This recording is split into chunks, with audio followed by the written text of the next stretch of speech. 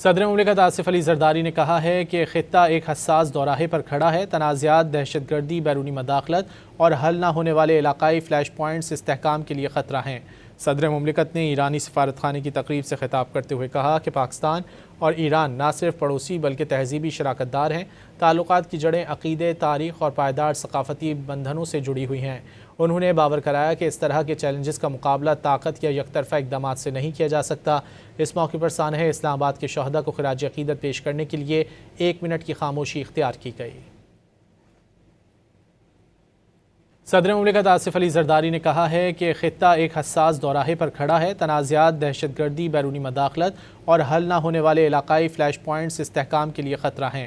صدر مملکت نے ایرانی سفارت خانے کی تقریب سے خطاب کرتے ہوئے کہا کہ پاکستان اور ایران نہ صرف پڑوسی بلکہ تہذیبی شراکت دار ہیں۔ تعلقات کی جڑیں عقیدے، تاریخ اور پائیدار ثقافتی بندھنوں سے جڑی ہوئی ہیں۔ انہوں نے باور کرایا کہ اس طرح کے چیلنجز کا مقابلہ طاقت یا یک طرفہ اقدامات سے نہیں کیا جا سکتا۔ اس موقع پر سانحہ اسلام آباد کے شہداء کو خراج عقیدت پیش کرنے کے لیے 1 منٹ کی خاموشی اختیار کی گئی۔